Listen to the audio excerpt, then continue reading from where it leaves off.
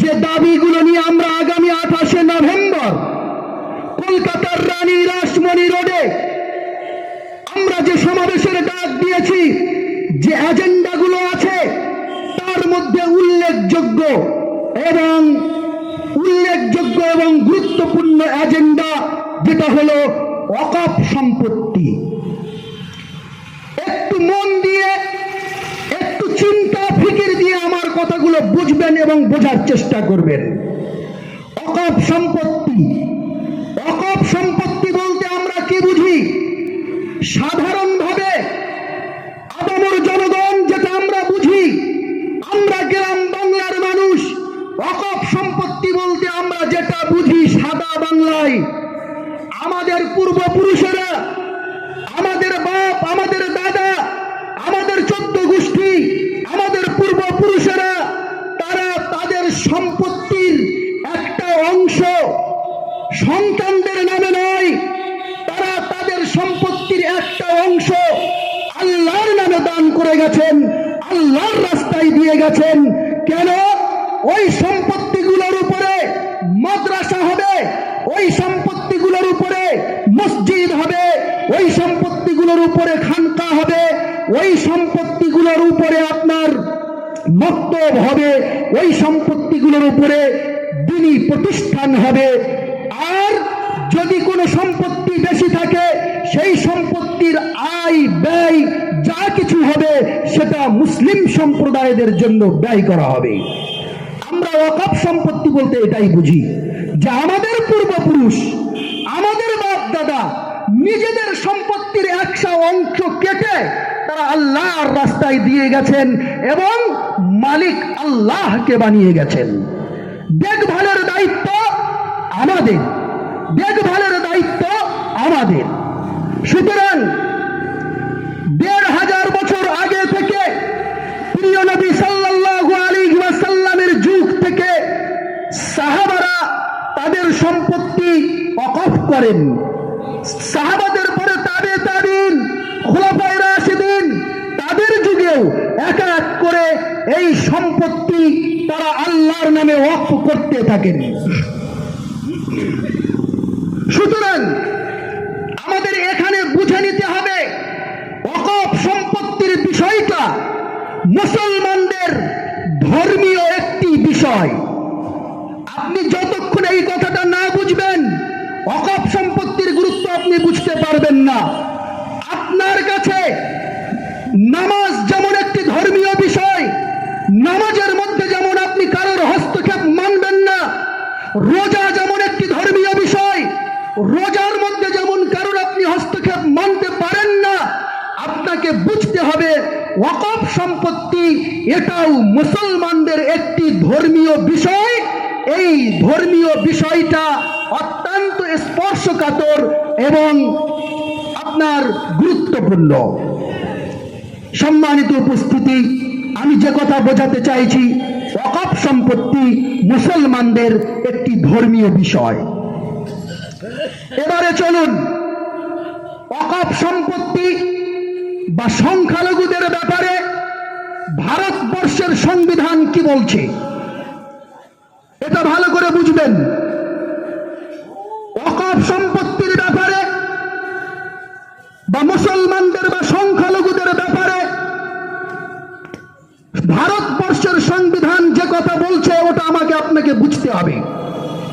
সংবিধানের পর্ব নাম্বার 3, অংশ নাম্বার 3, যেটা হলো ফান্ডামেন্টাল রাইটস। ফান্ডামেন্টাল রাইটস অর্থাৎ মৌলিক অধিকার, বুনিয়াদি হুকুক, অর্থাৎ সংবিধানের 3 নম্বর পর্বে মৌলিক অধিকার, ফান্ডামেন্টাল রাইটস নিয়ে আলোচিত হয়েছে। তার মানে এই পর্বে ভারতবর্ষের সকল নাগরিকদের 6টা মৌলিক অধিকার দেওয়া হয়েছে। সেই 6টা মৌলিক অধিকারে কেউ কোনোদিন হস্তক্ষেপ করতে পারবে না। আসুন আরেকটু এগিয়ে যাই।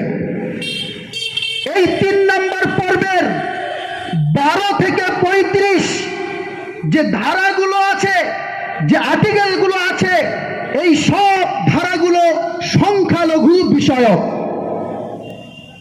এই 12 থেকে 35 আর্টিকেলের মধ্যে দুটো আর্টিকেল, দুটো ধারা অত্যন্ত গুরুত্বপূর্ণ। নাম্বার 1 আর্টিকেল 30, 30 নম্বর আর্টিকেল বা 30 নম্বর ধারা। সংবিধানের 30 নম্বর ধারায় বলা আছে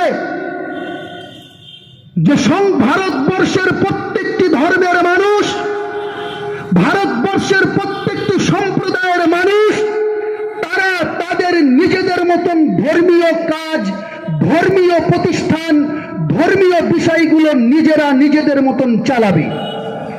এই ভারতবর্ষের সংবিধানের 30 নম্বর ধারার বলে আপনি নির্ভয়ে মসজিদ চালান, নির্ভয়ে মাদ্রাসা চালান, নির্ভয়ে মক্তব প্রতিষ্ঠিত করেন, নির্ভয়ে আপনি আপনার দ্বীনি কাজ, জলসা জুলুস ইত্যাদি যা কিছু আমরা করতে পারি এই ভারতবর্ষের সংবিধানের 30 নম্বর ধারা অনুযায়ী যে আমাদের অধিকার দেওয়া হয়েছে। এবারে চলুন ভারতবর্ষের সংবিধানের আর্টিকেল 26 অর্থাৎ 26 নম্বর ধারা। 26 নম্বর ধারায় কি বলা আছে? 26 নম্বর ধারায় বলা আছে freedom to manage religious affairs. ভালো করে কথাটা কানে রাখবেন। আর্টিকেল 26 ভারতবর্ষের সংবিধানের আর্টিকেল 26 বলা হয়েছে ফ্রিডম টু ম্যানেজ রিলিজিয়াস অ্যাফেয়ার্स अर्थात धार्मिक मामलों के प्रबंधन की स्वतंत्रता। যেখানে কথা সুস্পষ্ট বলা হয়েছে মুসলমানরা নয়, ভারতবর্ষের প্রত্যেকটি সংখ্যালঘু সম্প্রদায় তাদের ধর্মীয় স্থাবর অস্থাবর ধর্মীয় যা কিছু আছে সবগুলোই নিজেরাই পরিচালনা করবে। এই আর্টিকেল 26 এর মধ্যেই আসে ওয়াকফ সম্পত্তি। অতএব ভারতবর্ষের সংবিধান আমাদের অধিকার দিয়েছে যে তোমরা তোমাদের ওয়াকফ সম্পত্তি ধর্মীয় বিষয় তোমরা নিজেরাই পরিচালনা করবে। সম্মানিত উপস্থিতি, এবারে আসুন বর্তমান কেন্দ্রের সরকার এই ধারাগুলো বাতিল করতে চাইছে। বর্তমান কেন্দ্রের সরকার আর্টিকেল 23 আপনার আর্টিকেল 30 আর্টিকেল 26 এর মধ্যে সংখ্যালঘুদের যে অধিকার দেওয়া হয়েছে সেই অধিকার বাতিল করে তারা অন্য কথা বলতে চাচ্ছে। অর্থাৎ ওই ওয়াকফ বিল তারা সংশোধন করে নতুন বিল আনতে চাইছে। আশা করি কথাটা বুঝেছেন। আজ পর্যন্ত সংবিধান যে কথা বলছে সেই কথা অনুযায়ী আমরা তো মসজিদ, মাদ্রাসা, খানকা, ওয়াকফ সম্পত্তি সবগুলো স্বাধীনভাবে চালাচ্ছি। কিন্তু বর্তমান মোদী সরকার যে বিলটা আনছে ওই বিলটা যদি আজকে লাগু হয়ে যায় আমার আপনার ভারতের দেওয়া যে সাংবিধানিক অধিকার মসজিদ, মাদ্রাসা, ওয়াকফ সবগুলো শেষ। মোদী সরকার চাইছে যে সংবিধানের মধ্যে যে ওয়াকফ বিষয়ক যে ব্যাপারটি আছে ওটাকে পরিবর্তন করব। কিভাবে তিনি পরিবর্তন করতে চাইছেন? তিনি ওই বিল সংশোধন করে ওখানে একটা শব্দ যোগ করে দিতে চাইছেন গভর্নমেন্ট প্রপার্টি। তার মানে কি? তার মানে হলো মসজিদ হোক, মাদ্রাসা হোক, খানকা হোক, মক্তব হোক, যদি কোনো ওয়াকফ সম্পত্তির উপর দিয়ে সরকারি কোনো প্রকল্প চালু হয় বা সরকারি কোনো প্রকল্প থাকে, যেমন মনে করেন মসজিদের জমির উপর দিয়ে সরকারি পাইপলাইন গিয়েছে, মোদী সরকার এই ওয়াকফ সম্পত্তিটাকে গভর্নমেন্ট প্রপার্টি অর্থাৎ সরকার ওটাকে দখল করে নেবে, ওটা আর ওয়াকফ সম্পত্তি থাকবে না। ভালো করে বোঝেন। মোদী সরকার মনে করে মুসলমানরা বোঝে না, মোদী সরকার মনে করে মুসলমানদের কোনো সম্মান নেই। হ্যাঁ, তিনি তো ভারতবর্ষের মুসলমানদের এমনই মনে করেন। ভারতবর্ষের 30 কোটি মুসলমানদেরকে তিনি মানুষ বলে মনে করেন না। তার কাছে মুসলমানরা মানুষ নয়, তিনি এমন একজন প্রধানমন্ত্রী। তিনি চাইছেন যে ছলে বলে কলে কৌশলে যেভাবে হোক এই ওয়াকফ সম্পত্তিগুলোকে আমাদের নিতেই হবে। তাই ওয়াকফ বিল সংশোধন করে ওই ওয়াকফ বিলের মধ্যে তিনি লিখেছেন গভর্নমেন্ট প্রপার্টি, যদি কোনো ওয়াকফ সম্পত্তির উপরে যদি সরকারি কোনো প্রকল্প চালু হয়, ওই ওয়াকফ সম্পত্তিটা গভর্নমেন্ট প্রপার্টি হিসাবে স্বীকৃতি পাবে। অনেক কথা, আর দুই একটা কথা বলবো। 2 নাম্বার, এই ওয়াকফ বিলের মধ্যে তিনি উল্লেখ করেছেন যে ওয়াকফ বোর্ডের মধ্যে শুধুমাত্র সংখ্যালঘুরা থাকবে না, ওয়াকফ বোর্ডের মধ্যে 2 জন নন মুসলিম শামিল হবে। তার মানে তিনি ওয়াকফ বোর্ডের মধ্যে মুসলমানদের এই সম্পত্তির মধ্যে যেটা মুসলমানদের ধর্মীয় অধিকার, তার মধ্যে হস্তক্ষেপ করে তিনি অধিকার বসাতে চাইছেন। কই আমরা তো একবারও বলি না যে মুসলমানদেরকে মন্দিরের সম্পত্তিতে অধিকার দাও, দেবত্ব সম্পত্তিতে অধিকার দাও। কেন মোদি তুমি আমাদেরকে স্থির থাকতে দিচ্ছ না? তুমি কেন মুসলমানদের সম্পত্তির মধ্যে হস্তক্ষেপ করতে চাইছো? আমরা তো ভারতবর্ষে হিন্দু মুসলিম কাঁধে কাঁধ মিলিয়ে চলছি, আমাদের মধ্যে তো কোনো লড়াই নেই। মুসলমান হিন্দুকে ভাই বলে, হিন্দু মুসলমানকে ভাই বলে, একে অপরের কাঁধে কাঁধ মিলিয়ে চলি। কিন্তু তুমি কেন সহ্য করতে পারো না? তুমি এই সম্প্রীতিটা কেন নষ্ট করতে চাচ্ছ? সম্মানিত উপস্থিতি, এইরকম ভাবে কিছু বিষাক্ত কথা ওই বিলের মধ্যে সে লিখেছে। সুতরাং ওই বিল যদি পাস হয় তাহলে মনে রাখবেন যেদিন ওই বিলটা পাস হবে সেই দিন থেকেই আপনি নতুন করে কোনো মসজিদ বানাতে পারবেন না, আপনি নতুন করে কোনো মাদ্রাসা বানাতে পারবেন না, আপনি নতুন করে কোনো মক্তব বানাতে পারবেন না। পারবেন কখন?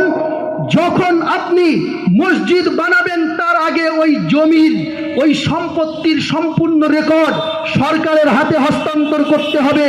সরকার সেটা জেলা শাসক, ডিএম, বিডিও দিয়ে সম্পূর্ণভাবে সেটাকে খতিয়ে দেখবে। যদি মনে করে দেওয়া যায় দেবে, আর যদি মনে করে দেওয়া যাবে না, দরকার নেই, দেবে না।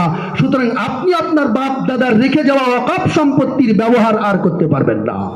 সম্মানিত উপস্থিতি, আগামী 28 নভেম্বর আপনি যদি মনে করেন ওয়াকফ সম্পত্তির মালিক আল্লাহ, তাহলে আপনাকে 28 নভেম্বর আল্লাহর সম্পত্তি বাঁচানোর জন্য, আল্লাহর সম্পত্তিকে রক্ষা করার জন্য উত্তেজিত হয়ে নয়, আইন মেনে, ভারতবর্ষের সংবিধান মেনে গণতান্ত্রিক পদ্ধতিতে আগামী 28 নভেম্বর কলকাতার রানী রাসমণি রোডে আপনাকে হাজিরি দিয়ে আল্লাহর দরবারে কিয়ামতের দিন এই কথা বলার অধিকার যেন থাকে, আল্লাহ, যেদিন তোমার সম্পত্তির উপরে অশুভ শক্তির চোখ উঠেছিল, সেই চোখের বিরোধিতা করে, সেই অশুভ শক্তির বিরোধিতা করে আমি আন্দোলনে শরীক হয়েছিলাম।